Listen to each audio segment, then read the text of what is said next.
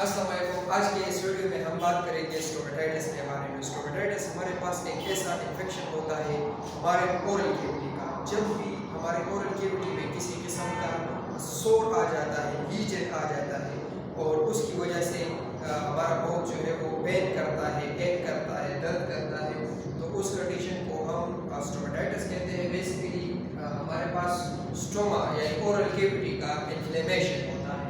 Most precisely अगर मैं बात करूँ तो ये हमारे पास इन्फ्लेमेशन ऑफ ओरल कैविटी होता है। ओरल कैविटी मतलब माउथ का इन्फेक्शन होता है, इन्फ्लेमेशन होता है। अब ये इन्फ्लेमेशन ओरल कैविटी में कहाँ हो सकता है? ये चीक्स के अंदर भी हो सकता है, ठीक है, ये हमारे पास गम्स में भी हो सकता है और ये लिप्स के इनसाइड में भी हो सकता है। अब वैसे तो हमारे पास स्टोमेटाइटिस के मुख्तलिफ काजेज हैं, मुख्तलिफ वजूहात की बिना पे होता है, लेकिन जो मेन दो टाइप्स हम यहाँ पे डिस्कस करने वाले हैं वो है एक हमारे पास ह्यूमन हर्पीस सिम्प्लेक्स वायरस की वजह से जो स्टोमेटाइटिस होता है उसको HSV स्टोमेटाइटिस कहते हैं। दूसरा एफ्थ स्टोमेटाइटिस होता है। ये एफ्थ स्टोमेटाइटिस ऐसा स्टोमेटाइटिस जो हमारे पास आइडियोपैथिक होता है। इसका काज हमें अननोन होता है, पता नहीं होता कि किस वजह से ये स्टोमेटाइटिस होता है, तो ये आइडियोपैथिक होता है, लेकिन मोस्टली हम इसको कंसीडर करते हैं ऑटो इम्यून कैटेगरी में। ऑटो इम्यून कैटेगरी में इसको कंसीडर किया जाता है, ऑटो इम्यून डिसऑर्डर। जबकि दूसरा तो नाम से जाहिर है कि ये हर्पीस सिम्प्लेक्स वायरस की वजह से, हर्पीस सिम्प्लेक्स वायरस की वजह से होता है। अब ये हर्पीस सिम्प्लेक्स वायरस के दो टाइप्स हैं, एक HSV1 है, एक HSV2 है। तो ये इसमें भी 1 की वजह से मोस्टली काज होता है, 2 की वजह से नहीं होता।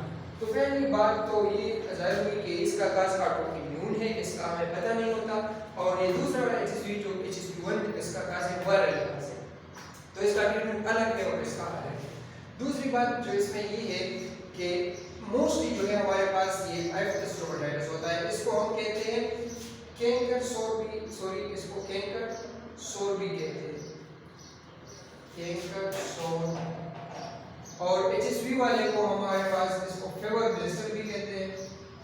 ये मोस्टली लिप के बाहर साइड पे भी अक्सर आपको अपीयर होता दिखाई देगा। फेवर ब्लिस्टर भी इसको कहते हैं और इसको कोल्ड सोर भी कहा जाता है। तो कोल्ड सोर भी HSV स्टोमेटाइटिस के साथ एसोसिएट करता है, फेवर ब्लिस्टर भी HSV स्टोमेटाइटिस के साथ एसोसिएट करता है, और कैंकर सोर जो है वो एफ्थ स्टोमेटाइटिस के साथ एसोसिएट करता है।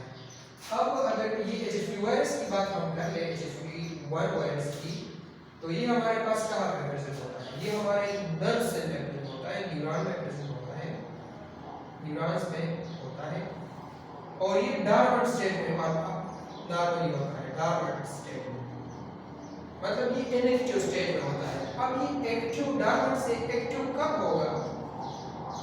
जब इसके कुछ प्रीडिस्पोजिंग फैक्टर्स है, कुछ रिस्क फैक्टर्स है, अगर वो इसको हिट कर दे, कुछ स्ट्रेस वगैरह हो जाए या कोई इंजरी वगैरह इस म्यूकोसा को हो जाए, तो उसकी वजह से ये फिर डॉर्मेंट से एक्टिव स्टेट में कन्वर्ट हो जाता है। तो एक्टिव स्टेट में जब ये कन्वर्ट हो जाता है तो ये HSV स्टोमेटाइटिस काज करता है। दूसरी तरफ ये एफ्थ स्टोमेटाइटिस का हमने कहा कि इसका इम्यून काज है, इसका भी डिपेंड करता है। अगर स्ट्रेस ज्यादा हो तो हमारे पास एफ्थ स्टोमेटाइटिस, स्मोकिंग ज्यादा हो, अल्कोहल कंजम्पशन ज्यादा हो, ये भी एसोसिएट करता है। इससे ये जो स्मोकिंग और अल्कोहल वाली बात मैंने की, तो ये ज्यादातर फिर है हमारे पास ओरल कैंसर को लीड करता है, तो ये उसके साथ ज्यादा एसोसिएट करते हैं। मेन काजेस जो हमारे पास स्टोमेटाइटिस के हैं तो वो बेसिकली ये है।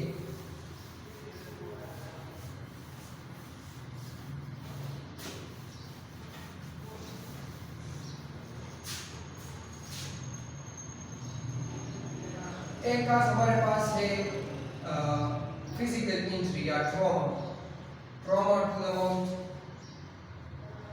जब भी माउथ को ट्रॉमा हो जाए, ओरल कैविटी को ट्रॉमा पहुंचे, trauma to the oral cavity, गलती से हम लोग इसको बाइट कर ले तो उसकी वजह से भी हो सकता है। दूसरी बात, न्यूट्रिशनल डिफिशिएंसी। मोस्टली हमारे पास न्यूट्रिशनल डिफिशिएंसी की वजह से भी होती है। वो कौन से वाले में मैं किसकी बात कर रहा हूँ? F stomatitis. HSV वाले का तब मालूम है। ये जो बातें हो रही है तो ये हमारे पास मोस्टली एफ स्टोमेटाइटिस की, HSV वालों की नहीं है।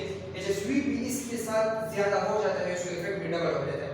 खास तौर पे जब विटामिन B12 हमारे पास कम होता है और हम सप्लीमेंट करते हैं तो उसकी हमारे पास होती है ज्यादातर। इसके अलावा हमारे पास न्यूट्रिशनल डिफिशिएंसी या कीमोथेरेपी। अगर कोई पेशेंट कीमोथेरेपी पे है, कैंसर का पेशेंट है और वो कीमोथेरेपी पे तो उसके साथ भी हो सकता है। Immuno compromised patient. Immuno compromised patient का मतलब जैसे जिस तरह की एड्स का पेशेंट हुआ, इम्यूनो कम्प्रोमाइज्ड है वो भी। इम्यूनो कम्प्रोमाइज्ड पेशेंट कौन सा पेशेंट? जिस तरह हमने बात की कि HIV वाला पेशेंट जो है एड्स वाला तो उसको भी हो सकता है।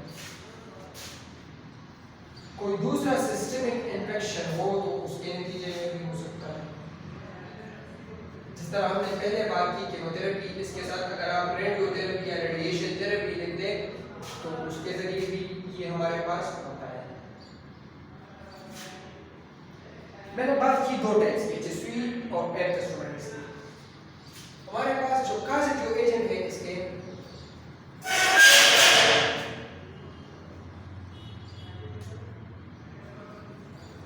तो उसमें वायरस भी है, वायरस हमने डिटेल से बात की, बैक्टीरिया भी है, फंजाई भी है।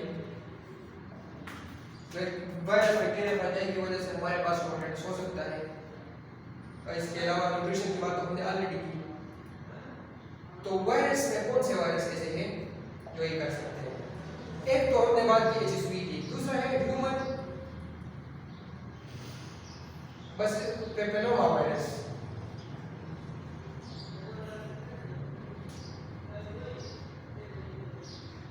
ये ओरल कैंसर में इसका काम चला है। यहाँ पे इसको डिटेल नहीं करना, ये ओरल कैंसर में होगा। और स्टोमेटाइटिस के लिए जो वायरस एसोसिएटेड है वो तो वहाँ पे HSV में ऑलरेडी लिखा है। दूसरा बैक्टीरिया है, तो बैक्टीरिया में हमारे पास डिप्थीरिया काज कर सकता है और इसके अलावा भी और सारे बैक्टीरिया है। फंजाई में हमारे पास कैंडिडियासिस जो इन्फेक्शन होता है, कैंडिडा एल्बिकन्स नाम की फंजाई काज करता है। अब हम बात ये है कि स्टूडेंट्स हम जान गए कि इसमें हमारे ओरल ग्लूकोजा को डैमेज पहुंचता है। हमारा लेट्स से ओरल कैविटी है, ये ग्लूकोजा है, ठीक है, इनर एपिथेलियम है, तो उसको डैमेज पहुंचता है मुख्तलिफ वजूहात की बिना पे। तो जब इसको डैमेज पहुंचता है, damage to epithelium of oral cavity, जब इसको डैमेज पहुंचता है तब हम कहते हैं कि इसकी वजह से जो इन्फ्लेमेशन होती है उसको हम स्टोमेटाइटिस का नाम देते हैं। तो ये वायरस बैक्टीरिया फंजाई और ये सारे काज हमने डिटेल से पढ़ लिए।